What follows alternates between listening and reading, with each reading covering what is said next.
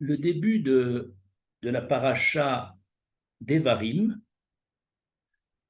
Moshe s'adresse au béni Israël quelques jours avant sa mort et leur fait des reproches, des remontrances, en hébreu des tochachot. Et ces tochachot de Moshe Rabbeinu envers le peuple d'Israël, avant de quitter ce monde, sont conformes au commandement de la Torah qui dit dans la paracha Kedoshim au chapitre 19, verset 17, Ochiach tochiach et amitecha velo tisar alav chet. Réprimande ton peuple, ton prochain, et tu ne porteras pas de faute par rapport à lui. Donc, c'est un commandement positif de faire des remontrances à quelqu'un afin de le ramener sur le droit chemin. C'est ce qu'a fait Moshe Rabbeinu avant de quitter ce monde. Nous allons, dans cet exposé sur la remontrance, faire plusieurs remarques. Premièrement, Moshe a bien fait des remontrances au béné Israël, mais il l'a fait avec discrétion et délicatesse. En effet, il est écrit au début de la paracha d'Evarim, Ele adevarim asher diber Moshe el kol Israël.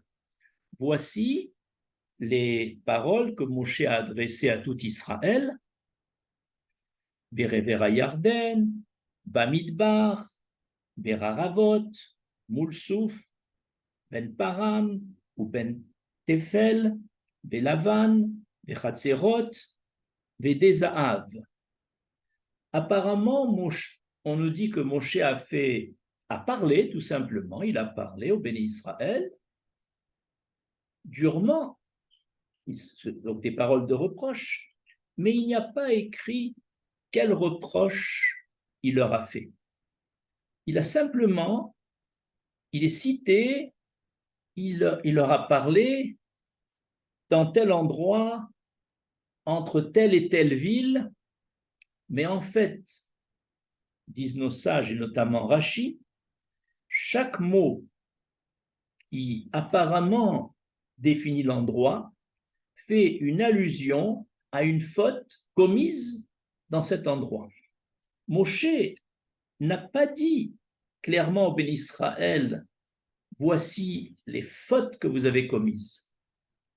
Il a tout fait par remèse, par allusion, sans expliciter la faute, afin de ne pas faire honte au béni Israël, et donc il s'est soucié de leur honneur. Par exemple, lorsqu'il leur a dit Bamidbar, dans le désert, nous savons que 1 mois après la sortie d'Égypte, les bénis Israël se sont plaints que nous sommes-nous morts en Égypte auprès des marmites de viande et rassasiés de pain. Donc, ils se plaignent, au bout d'1 mois où la manne n'était pas encore tombée, des conditions matérielles. Et il y avait écrit, ils se sont plaints dans le désert. Et c'est ça à quoi fait allusion Bamidbar. Ensuite, il est écrit Berarava, dans la steppe. À quoi fait allusion le mot la steppe? À la faute des bénis Israël qui se sont laissés débaucher par les filles de Midian et qui ont pratiqué le culte étranger de Baal Péor. C'est à cela que fait allusion Berarava dans la steppe. Ensuite, il y a écrit Moulsouf. Moulsouf, c'est en face de la mer Rouge. C'est une allusion à la rébellion des Béné Israël près de la mer Rouge. Ensuite, Ben Paran, Tophel Lavan. Paran fait allusion à la faute des explorateurs. Quant à Lavan, fait allusion, Lavan veut dire blanc, fait allusion à aux paroles qu'ils ont, avec laquelle ils ont défini la manne, ce pain céleste qu'Hachem leur a donné et qui était une bénédiction. Ils ont dénigré la manne et on dit c'est quoi ce pain de misère, etc. Donc Lavan fait allusion à leur dénigrement de la manne, à leur ingratitude. Ensuite, Hatzeroth fait allusion à la révolte de Korah et de ses 250 compagnons. Et enfin, Dézahav fait allusion à la faute du veau d'or. Ainsi, Moshe Rabbeinu a fait son devoir de Tochacha, mais avec délicatesse et discrétion. Deuxième paragraphe. Quelles sont les conditions qui sont nécessaires lorsqu'on doit faire une tochacha, une réprimande à son prochain? Nos sages disent qu'il existe 5 conditions nécessaires pour faire une tochacha. Si elles ne sont pas réunies, il vaut mieux ne pas faire de tochacha. Voici ces 5 conditions. La première, c'est d'avoir une condition irréprochable dans le domaine où nous faisons un reproche à notre prochain. Si soi-même on est affecté de ce défaut, même à une faible intensité, on ne peut pas faire de tochacha. Deuxièmement, au moment de faire une tochacha, on ne doit avoir aucune haine, aucune sina, aucune animosité pour le prochain que l'on réprimande. Troisièmement, on ne doit pas faire cette remontrance en public avec des mots durs afin de ne pas froisser celui qui est réprimandé, donc de ne pas lui faire honte et de faire attention à son respect. Quatrièmement, on doit, avant de faire une tochacha, vérifier les prédispositions du prochain à accepter les reproches. Si on sait qu'il a une nature à être irrité quand on lui fait un reproche, alors qu'un reproche normalement est fait pour améliorer quelqu'un, mais certains prennent très mal les reproches, à ce genre de personne qui n'est pas prêt à écouter une remontrance, il vaut mieux ne pas en faire. Enfin, la 5e condition, la réprimande doit se faire avec un langage doux, en termes mesurés, polis, concis. Et tout celui pour lesquels ces 5 conditions ne sont pas remplies, lorsqu'il veut réprimander son prochain, alors il vaut mieux ne pas faire cette réprimande, et plus, s'il l'a fait quand même, il assumera un péché à cause de cela, comme le dit le verset qu'on a cité au début de ce cours.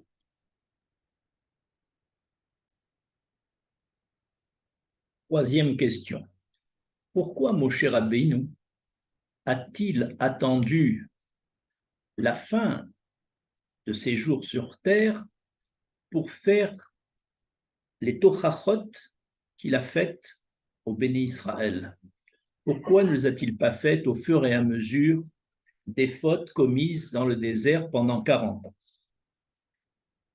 En fait, Moshe Rabbeinu a pris modèle sur son ancêtre Yaakov Avinu. Nous savons que Réhouven avait fauté envers son père lorsqu'au décès de Rachel, sa tante, Réhouven, mécontent que son père continue à cohabiter avec la servante de Rachel, a déplacé la couche de son père comme pour lui signifier que dorénavant, il devait se consacrer à sa mère Léa. C'était évidemment un manque de respect pour son père. Et son père ne l'a réprimandé que 50 années après ce geste malheureux. Bien que Réhouven fût conscient du mal qu'il a fait à son père, il en a pris conscience, il l'a regretté, mais son père ne lui a fait aucune tochacha, sauf au moment de quitter ce monde. Et pourquoi?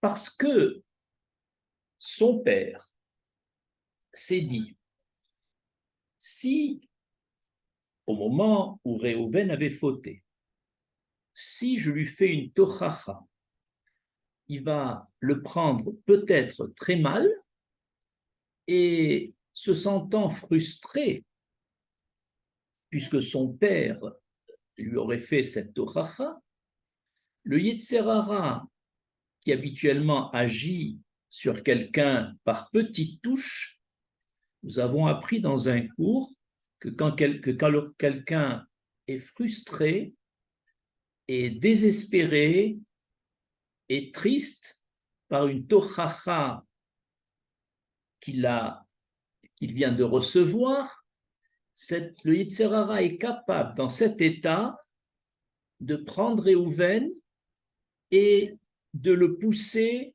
dans les bras d'Ésav. Yaakov avait peur dans cette remontrance qu'il a évitée pendant toute sa vie et qu'il n'a émise que un mois avant sa mort. Il avait peur que Réhouven aille rejoindre le camp d'Ésav, et ce souci a inspiré Yaakov à patienter jusqu'avant sa mort pour pouvoir faire la tochacha. Eh bien, Moshe Rabbeinu, c'est pareil, il avait peur qu'en faisant des tochachot sur le veau d'or, sur la faute des explorateurs, sur toutes les fautes qu'on a citées au début de ce cours, il avait peur que les bénis Israël soient tellement découragés et désespérés par ces tochachot qu'ils baissent les bras et qu'ils abandonnent les commandements de la Torah.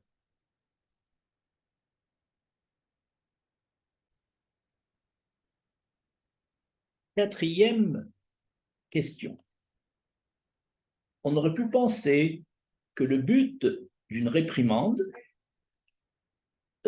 certes, c'est pour ramener la personne dans le droit chemin, mais on pourrait penser qu'il faut châtier la personne par des paroles sévères afin qu'il ne recommence plus. Eh bien non.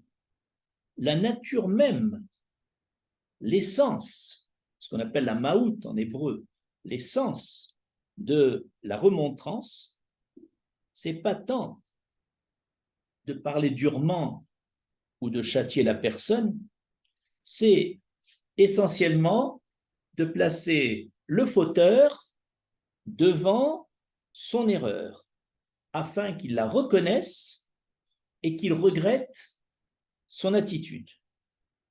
C'est le but, l'essence même de la tochacha. Et c'est pourquoi parfois, on peut faire une tochacha avec allusion, de façon concise, sans avoir besoin ni de lever le ton devant la personne que l'on veut réprimander, ni de dire les choses clairement. Des fois, deux petits mots bien choisis placent la personne devant son erreur et font office de tochacha. J'en veux comme exemple la réprimande que Yosef a adressée à ses frères lorsqu'il s'est fait reconnaître à eux. En effet, Yosef, le jour où il s'est fait reconnaître à ses frères, a dit simplement Vayomer Yosef el Echav, Yosef a dit à ses frères, Ani Yosef, Rod Avinuchai, je suis Yosef. Notre père est-il encore en vie? Ces 4 mots qui sont très concis contenaient une tochacha puissante et qui a joué son effet, puisque les frères éberlués n'ont pas trouvé de mots pour lui répondre. En effet, en disant Ani Yosef, il voulait leur dire, vous avez tout fait pour m'empêcher de devenir le roi selon les rêves prophétiques que je vous avais racontés. Vous êtes même allé jusqu'à vouloir me tuer, puis me vendre pour que je devienne un voyou en Égypte, et ainsi pour empêcher le rêve de la royauté de Yosef de se réaliser. Eh bien, en disant Ani Yosef, malgré tous les efforts que vous avez déployés pour m'empêcher d'être le roi, eh bien, Ani Yosef, voici, je suis Yosef, roi d'Égypte. C'est-à-dire que non seulement vous n'avez pas pu empêcher ma royauté, mais quelque part, vous l'avez guidé en m'envoyant en Égypte. Ça, c'est Ani Yosef. Et Rod Avinuchai, c'est une deuxième réprimande cinglante envers son frère, envers ses frères. Vous qui, en me vendant, n'avez pas tenu compte de la réaction de notre père. Notre père était tellement attaché à moi, vous m'avez détaché de lui, et ainsi vous avez causé son malheur. Et il aurait pu en mourir, tellement son chagrin était grand. Et ça, vous ne vous êtes pas soucié du tout. Et quand je vous ai demandé de ramener Benjamin, sans arrêt, si on ramène Benjamin, notre père ne tiendra pas, notre père risque de mourir. Donc, Rod Avinuchai, c'était notre père est-il encore en vie? Autrement dit, quand vous m'avez vendu, vous êtes-vous soucié de la vie de notre père? Ces 4 mots au total, Ani Yosef, Rod Avinuchai, 5 mots, pardon, sont d'une telle intensité, pourtant, il n'a pas ajouté un mot, il n'a pas explicité tout ça. Eh bien, nos sages disent, si déjà les frères de Yosef,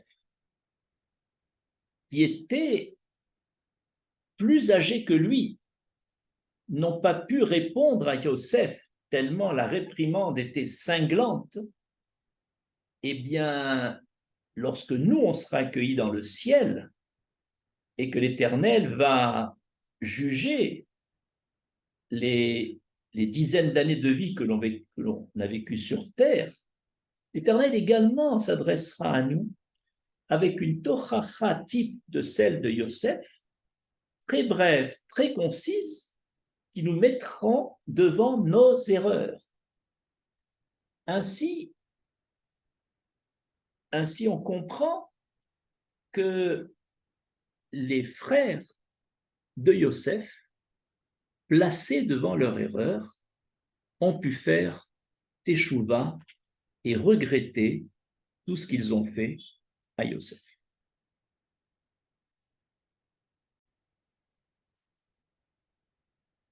Cinquième paragraphe et dernier, il existe même des tochachot, des réprimandes, où il n'y a aucun mot à dire.